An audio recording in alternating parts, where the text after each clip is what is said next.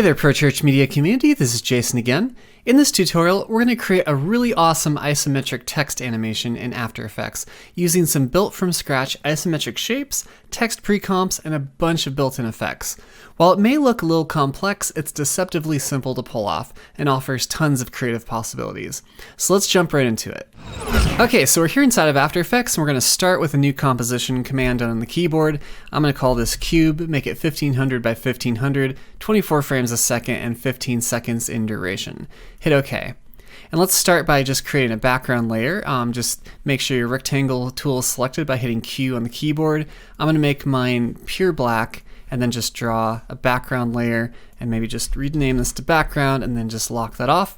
Once again, with my rectangle tool selected, I'm going to change this to maybe white, just so I can see it. We're going to draw those isometric shapes. So I just want to draw a perfect square by holding Shift while I draw out the square. Doesn't really matter how big it is right now, so we'll just do something like that.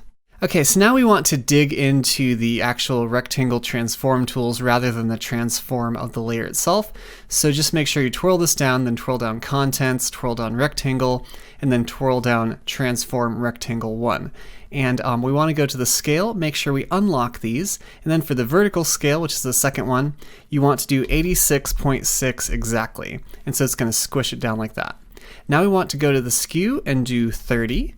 And you can see we already have our isometric rectangle going on there. And then we want to change the rotation also to 30, and that's going to be basically our center or the top part of the isometric square. And so I'm just going to call this top. Okay, so now let's duplicate this by hitting Command D on the keyboard, and I'm going to twirl this down again, twirl down the contents, twirl down rectangle, go to transform rectangle. And now for the skew, or for the rotation, let's do -30. And now we have our right side of the cube, so we'll just rename this to right. And let's just go ahead and kind of move this down there. We'll get it, I guess we can go ahead and line it up right now. So we just want to kind of make sure those line up as close as possible. You can zoom in with Command plus to get in there really close and make sure you get it nice and perfect. And so I think that'll work pretty well. You can zoom out with Command minus to get an overview again. And I might just drag these up so I can see them a bit more. And sometimes you can also just change up the color just so you can see it a bit more. Again, the color doesn't matter. Okay, so now we need our left side. So again, we'll just duplicate this, Command D. We'll twirl this down, twirl down the contents, twirl down rectangle, twirl down transform.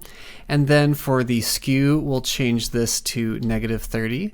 And then we'll change the rotation to 30, and that's going to give us our left side. So we'll just rename this left. Maybe change up the color slightly just so we can see it. And then we can just move this over. Might need to zoom in again, Command plus to do that. And just get it nice and lined up. Make sure you don't have any seams. And I think right there looks pretty good. And then we'll zoom out again just to get an overview. We have our nice cube. We have our different sides, and so everything's looking good. Now let's go ahead and create a null to control all of these. And so Command Shift Alt Y on the keyboard to bring up a new null. And what I always like to do with this is it's always going to place that null directly in the center, both vertically and horizontally. So I'm just going to grab all of these and kind of get that point right there to line up with where the center would be. So I'm going to turn on my proportional grid, maybe zoom in a bit, and just get that intersection right there to line up right there on the center lines right there. Okay, so now let's turn off the proportional grid. We'll parent these to that null, and now maybe just call this control. And now we can use this to scale it up and down without having to worry about anything getting, misaligned or anything like that. All right, so let's zoom out a bit and we'll just scale it down. I think probably something like right there is probably going to be a pretty good size. And of course, we can always change this later, so it's not going to be a huge deal. It's probably actually better to start off bigger if you want to, just so if you need to rescale it, you can scale it down rather than up, just so you make sure you don't have any pixelation with the text later on, as we'll see. Okay, so now let's get our imagery in there. You can see on this original one I have different textures on the different faces. And so I just went to Unsplash and did a quick search for abstract, and then just searched for some different abstract ones, and you can see I just grabbed this one right here. This particular artist is always great at creating these really interesting textures out of paint and stuff like that, so be sure to check those out, but just download that one to use. Okay, so now let's grab that texture, and I'm just going to stick it right underneath the top and probably scale it down just a little bit. And you can rotate it and stuff like that if you want to later, but now I just want to use this as a track matte, use that top as a track matte. So I'm going to come over to track matte and do alpha matte top. And again, you just want to make sure that it's right below that top layer right there. And so now you can move this around without affecting the top, which is great. And so you can really just get the look that you want. I think I like that right there. I'm going to duplicate this, and it's going to automatically stick it above the top right there. It's automatically going to be using the right as a alpha matte, and so I just need to disable the right face. And now I can just move this around. I'm trying to get some contrast there on the edges so it looks like a cube, and I think that'll work pretty well right there. Once again, let's duplicate this, Command D, and move this over and make sure we disable the left face. And now we have our different faces. Looks great. I might rotate this just to get a little bit of visual variation. I can even scale it up or whatever just to kind of make it a little bit different. And I think I kind of like that right there. Maybe more like that just to kind of get more contrast on the edges. Okay, so now let's start getting these faces kind of moving. We're just going to use a quick turbulent displace on these. And so with this selected, just go up to Effect, scroll down to Distort, and then scroll down to Turbulent Displace. And you can see it's starting to displace it a little bit. If you start just scrubbing through the evolution, you can kind of see what it's doing. It's just doing this really kind of bubbly, nebulous type of thing, which works great for this particular image. I might increase the size a bit more. And so what I need to do to animate this is I'm going to twirl down evolution options, make sure I select cycle evolution, and then for evolution, I'm going to set a keyframe right here just by clicking that stopwatch. I'm going to hit U to pull up the keyframes. As you can see, we have a keyframe there. Now we'll go all the way to the end, and we want to put 1 for the revolution. So it's basically going to go 360 degrees for 1 revolution, and it should give us that perfect loop. We just want to make sure this keyframe goes 1 past that final frame, just so we're not duplicating the end frame and the beginning frame. So if we play this back, you can see we have that loop. I'm going to drop the quality down just so this goes a bit faster. You can see we have that perfect loop, so that's working really nicely. So now we can just come down to this. We'll twirl this down, grab the effects here, just copy that, Command C, and then we can select both of these right here and then hit Command V to paste it, and now we'll have that perfect loop on all of them. You just want to make sure that your marker is at the very beginning when you paste that. So now if we play this back, we should have the perfect loop on all of those, and it looks great. You could of course make this faster by putting the rotation or the revolutions up to 2 or 3 or something like that. It might get a little crazy. I kind of like the nice subtlety of it, so I think we'll go with that. Okay, so in the previous example, of course, the main attraction of this is the text that goes around this cube, and so let's work on the text here. So what we want to do is let's put some text in here, and so I'm just going to grab my text tool. You can hit Command T to grab your text tool, or just use the icon up there. And for this, I'm going to be using a font called Gothic, which you can get from Adobe Fonts. If you're a Creative Cloud subscriber, this is included in your subscription, so be sure to take advantage of it. So it's at fonts.adobe.com.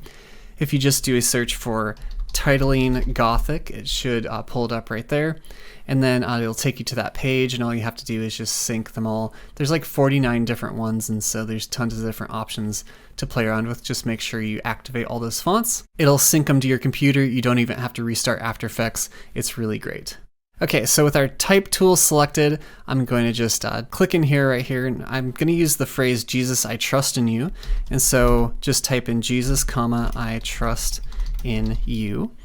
And then what we want to do for this is make this into a pre-comp. So I'm going to right click here, go to pre-compose, and I want to move it all into the new composition, and I want to adjust the composition duration to the time span, and I'll just call this Jesus text and hit OK. And so now we want to open that up. Okay, so we want to kind of play around with the size of the composition now. So I'm going to right click, go to composition settings, maybe move this over here just a bit so we can see what's happening. I'm going to drop the height down. This actually doesn't matter too much, but so I think that'll be pretty good. And then the width is what really matters the most. So what we're really looking for is to basically have the same amount of space on the sides combined that's in between the different characters, or at least between the different words here. And so I'm just going to try to get that width, pretty close to that.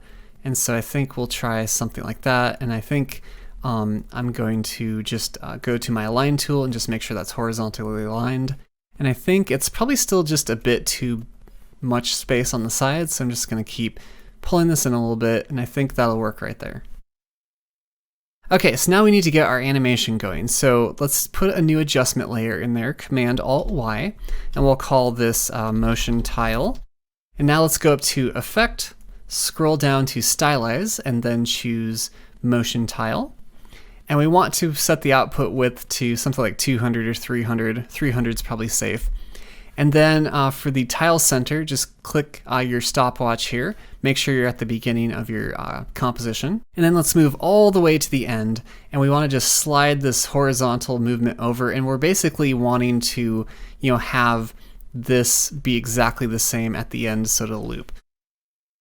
And so probably something like that's pretty close. And you kind of just have to play it back to make sure you get it. Looks like I got it pretty close. I don't really see any skips or jumps. And then you just want to move that one frame further just to make sure you get that loop.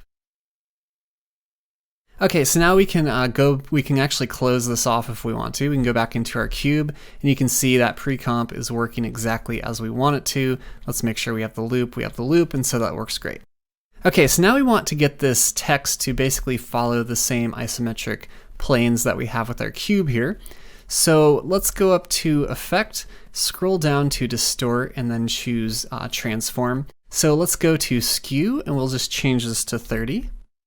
You can see we immediately have our new isometric plane here. And so you might have noticed I accidentally grabbed the background of that cube face because I was trying to grab the text there. And so what's happening is the text is actually going to be right there. That's where the pre-comp is. But if you try to grab up here, you're going to grab something else. So to kind of prevent that, I'm going to first go ahead and, parent these all to that control just so they're all there. And then I'm just going to lock these all off right now just so I'm not accidentally doing that. Okay, so now this should work a little bit better. Okay, so I'm just going to bring this over here. And now I'm just going to try to center it up as much as possible on this face, and then we'll deal with kind of the rest of it later.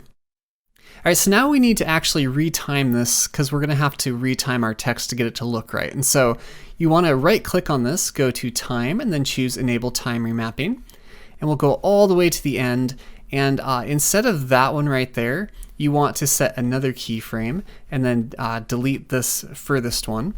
And now you can alt-click on this stopwatch, and you'll want to type in loop, and then make sure you choose that loop out. And so now this is going to basically loop this when we do our time remapping.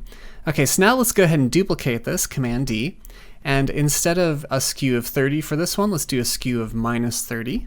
And so that should skew it the other way, and we'll basically, position it the other way. So we'll just move this over here, try to get it basically lined up, and we'll worry about the timing later. Okay, so now let's work on the masking. So we want to mask it. So basically, you can see in this original example, basically it comes through here, and basically at this corner, it makes that pivot over to the other plane. And so we basically want to do that same thing here. So with this Jesus text activated, let's grab our rectangle tool by hitting Q on the keyboard, and then make sure it's a rectangle, and that'll bring up the mask mode, and then just kind of place your cursor right here on that seam, and then just draw down, and then just draw over. And so basically we want to just make sure we have the right edge at that seam, and then over here we'll kind of pick where we want it to end. We can always change this later, so we'll maybe do about right there. All right, so we're basically going to do the exact same thing on the other one. So make sure it's selected, grab your rectangle tool, put your cursor right on that seam, and then just kind of draw over, and then kind of try to match the same distance that you did on the left side. And I think that looks pretty good. And it's a little counterintuitive because we're actually masking the pre-comp that's distorted, so don't let that throw you off. Okay, so now we can see we basically have this pretty much working. We're gonna have to obviously change some stuff up just to make it look right later, but let's go ahead and get the back text working. So let's duplicate both of these. Command-D, we'll pull these to the background, make sure they're behind the cube. And then let's make sure they're both selected. Right click, go to transform and choose flip horizontal. Now that should flip them horizontally so we basically see the back face of the text, if that makes sense. So I'm just going to move this up here and you can see it's basically mirrored backwards. And so I think that works pretty well. And then we'll do the same thing with this one, just kind of pull it up over here and just kind of line it up over there. I think that's looking pretty nice. Okay, so now we have our text, doing its thing. It's obviously not lined up, so let's try to fix that now. I'm going to zoom in with Command plus and try to start with these first ones. I might turn these ones off just so I can see what I'm doing. Okay, so for what I want to do is basically, I'm going to line these up as far as the timing goes, just so I can help line the text up itself positionally. So this is the reason we did the time remapping. So I'm going to just start moving this over to find that place where once, this comes over, it's going to basically line up. And so I'd probably just need to bring it forward in time, or I could bring it, further in time like that. So something right around there. And then the beauty of doing the time remapping with the loop is I can just loop this indefinitely, so we're not going to lose any of that. So we want to do something like that. And then what I can do is just start moving this down to really just line up with that S there. We'll go with that for right now. And we basically want to do the same thing with the back text. And so I'm just going to turn on the right one. And again, I want to try to line it up. So I guess this would be the end of the U. So I just need to move this until I see that. And so right around there.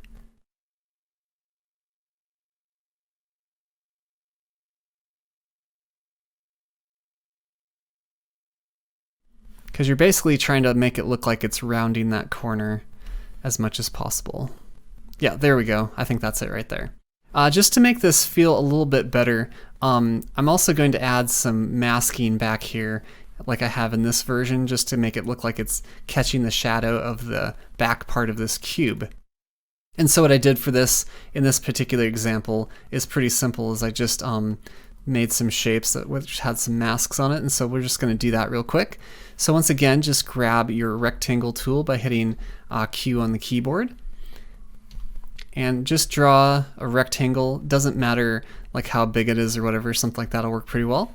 And then with your rectangle selected, you want to come over to this mask right here and then just draw a mask that leaves some of the edge of one side. And so just something like this, I think will work pretty well. Twirl down the mask by hitting double M on the keyboard, and then just kind of move out that feather quite a bit. And I want to move my mask in so I don't catch that edge like I did right there. So I think right there will work pretty well.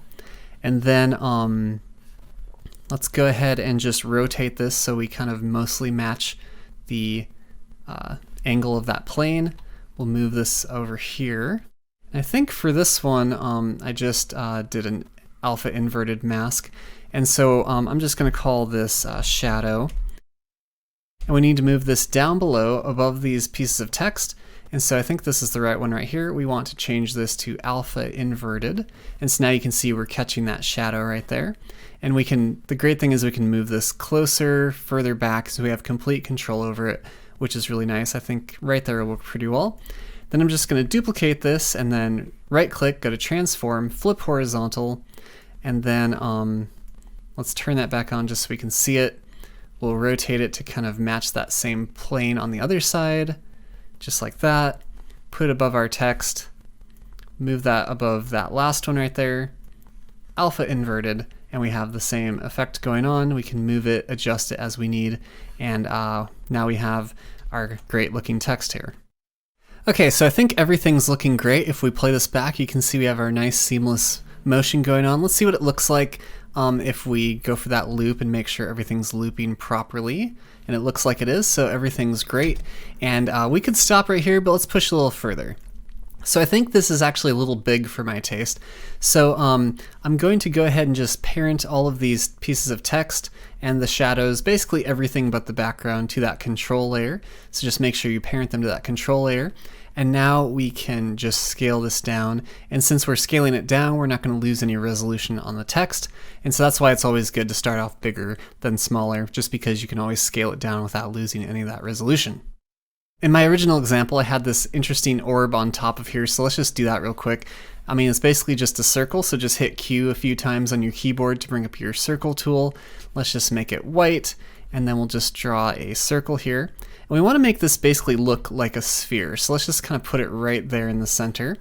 And then if you go up to your fill, you can click on the actual fill text, and for the fill color, let's go for this radial gradient.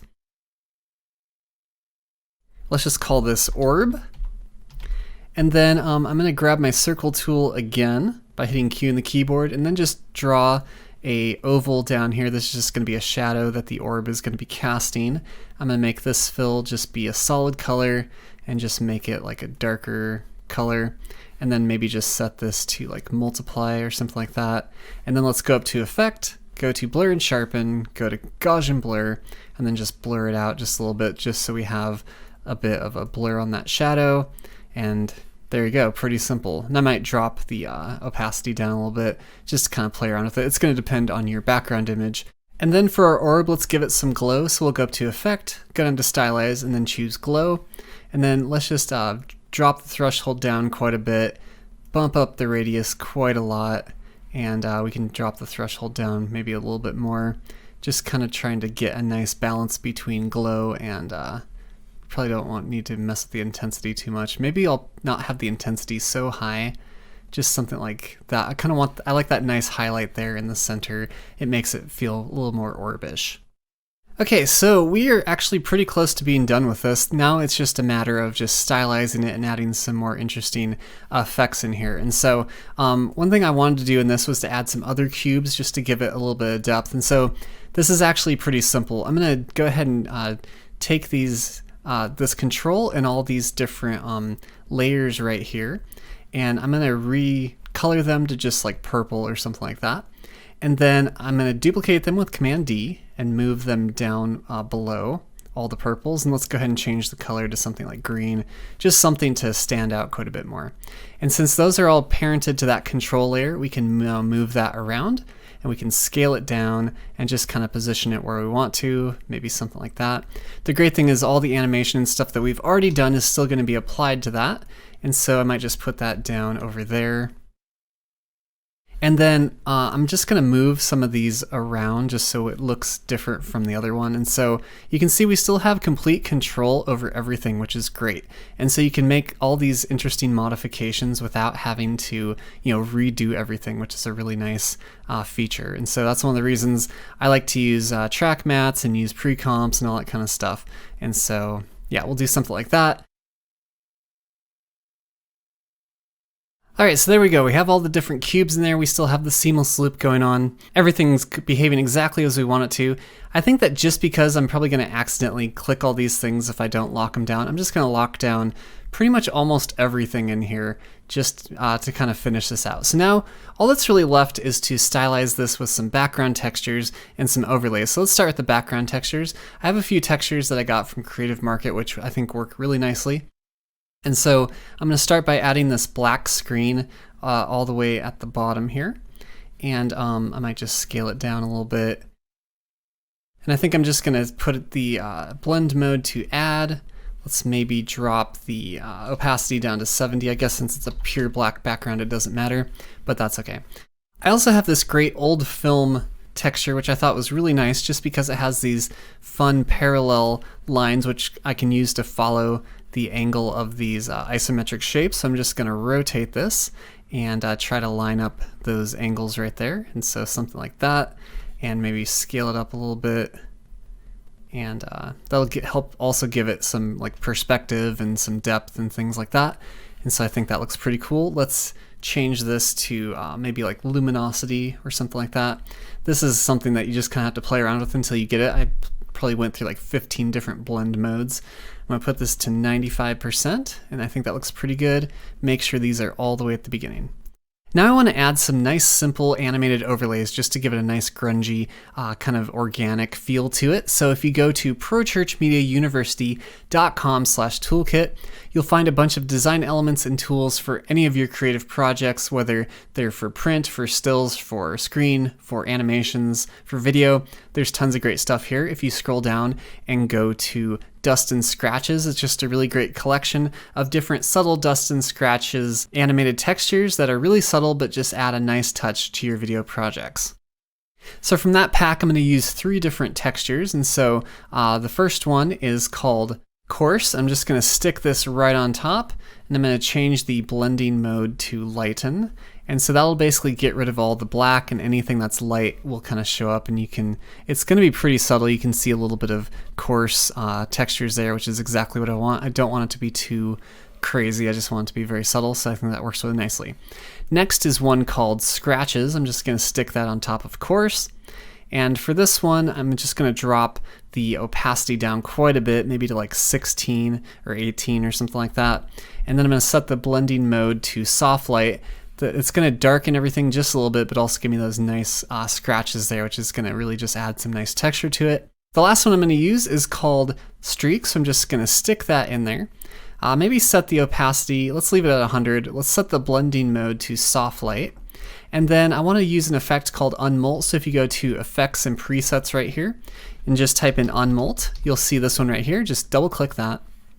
That's going to get rid of all the black background, leave just anything that's light, and so you can see we have that nice scratches texture going on there, which I think looks really cool. And you can, of course, change the opacity to make it work with your project really nicely. All right, so let's take this even a step further. Now we're going to add some camera shake to this. Let's do Command-Alt-Y to pull up a new adjustment layer. Let's call this Transform. And first of all, we're going to add that motion tile in there. So go to Effect, Stylize, Motion Tile. And let's just do, for the output width, we'll do 200. For the output height, we'll do 200. This is just going to give us our edges when we do the camera shake.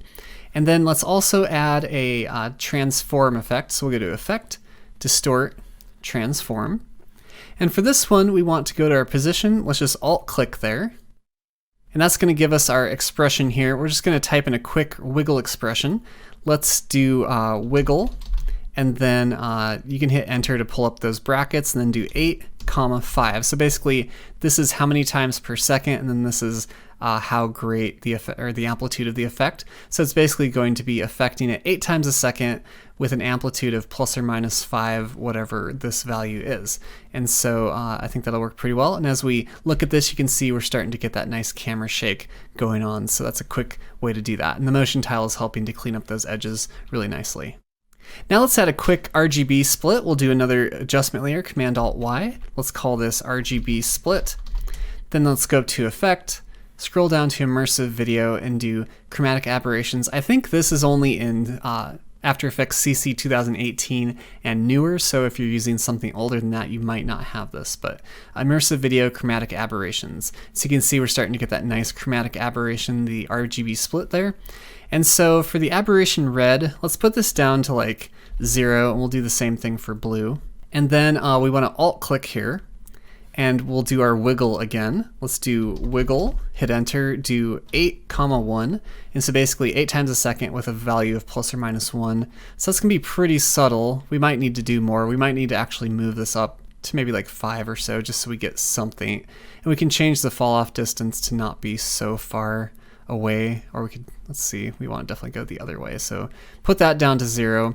Maybe put this at like 3 or something. We want it to be pretty subtle, so I think something like that looks pretty nice. You can actually copy this and then Alt-click on the aberration blue and just paste that in there with Command-V, and we're going to get the blue split as well. So it's pretty subtle, but I think I kind of like it. I might change the fall off distance just a bit, just so we get a bit more on that. And you can of course adjust these a little bit just so you can get some, constant RGB split if you want to. It just kind of depends what you're going for. You can also adjust the fall off even more if you want to. All right, so I think that's looking pretty nice. Okay, so now let's add another effect here. We're going to add just some like a gradient, almost light leak overlay. So Command-Alt-Y, I'm just going to call this gradients. We'll go up to Effect, scroll down to Immersive Video, and choose Color Gradients.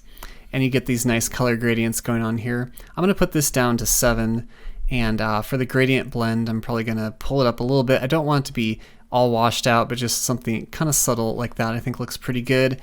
You can change up the different colors if you want to. I think I'm going to put this like more of an orange, just so we don't have that green in there. Let's put the opacity pretty far down to maybe like 16 or so. I might set this to screen. I want it to be pretty subtle. Maybe I need to pull the opacity up. It just kind of depends on the project and what you want. Let's alt click on here. We'll do another wiggle effect here. So wiggle, and then let's do 8 and 5. And I think that'll be pretty good. So now that opacity is going to be wiggling as well. It's still going to be pretty subtle, but I think it'll be pretty nice. All right, let's add some more contrast back into this by adding a curves adjustment. So Command-Alt-Y, we'll call this curves, and then go up to Effect, Color Correction, and then choose Curves. I want to do a pretty strong S curve, so just pull that down right there, pull that up right there, not like that, there we go. Maybe crush the blacks just a little bit like that, and you can of course play around with the different like reds or blues or whatever.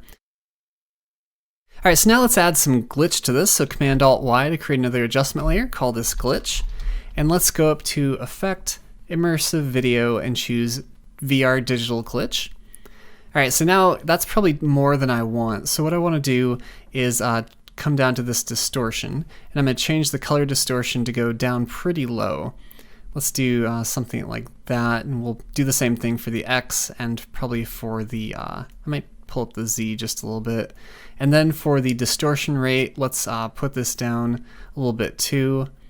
And then we can come down to the noise here. For the noise strength, let's put this up to like 21. When you use all these effects, it's going to create a pretty processor intensive project, so just be ready to have a pretty long export. But that's okay. And then we'll go to random seed. Let's alt click on this, and let's do just like a wiggle. And for that, let's do something like maybe 2 and 15. And I'm going to be using this over and over, so I'm going to copy that. And then for the distortion, I'll twirl that down. For the color distortion, I'm just going to paste that in there. I'll do the same thing for the, not the Y, let's do for the X, paste that in there. And then also for the Z, paste that in there. We'll also do it for the complexity, so paste that in there.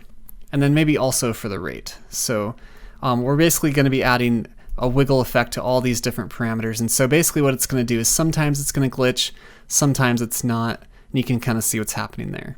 And I think I kind of like that. All right, so lastly, let's go ahead and add a posterized time effect just to give it more of a stop motion-y feel to it. So Command-Alt-Y to pull up a new adjustment layer. Let's just call this posterized time. We'll go up to Effect, scroll down to Time, and then choose posterized time. And for the frame rate, let's put it at 12. And so now it's going to give us that, you know, more stop motion-y kind of glitchy feel, which I think is going to work really nicely with the different glitch effects here. You can see we have a nice effect going on there. And since we're using all these different adjustment layers, you can always go back in and change them up if you need to, just to make the look exactly how you want. And so let's make sure everything's looping nicely. It looks like it is, so and the glitch is helping with that too, because even if it's not perfect, the glitch kind of helps it to reset, so that's pretty nice. All right, so lastly, I think in this one I added some different boxes in here, and you can see my coloring is different in this one, and that's perfectly okay. It just really depends on what you want. So for this, I'm going to find one of my center boxes here, so just or the top box. I'm just gonna uncheck the lock there and duplicate this. And let's just pull it up here kind of underneath all my adjustment layers. And I'm just going to change the color here to like pink or something like that. Make sure it's turned on. And let's make this like a darker gray or something like that. And then all I really have to do is just resize this and kind of place it somewhere else. And so I'm just going to do this a few times, just kind of place them, resize them. All right, so that looks pretty good. Let's put it on full just to see what it looks like, and I think that's looking really great. Zoom in a bit, and it's looking really nice. I love the RGB split, all the different effects, and so I think I like it. So that's basically all there is to creating this type of isometric animation inside of After Effects. It's not terribly difficult, just takes a little bit of understanding how some of the different things work, using some mats, some pre-comps and all that kind of stuff. But once you do, you can create a really interesting look, and it's pretty easy to customize too, because you can just go in and change your text. You can change up all the different parts of the effects and things like that. So there's nothing baked in. It's all pretty much, non-destructive, and so you can edit to your heart's content. Well, that's basically it. Hope you had some fun with this tutorial. Get in there and create some really awesome isometric text animations, and I will talk to you later.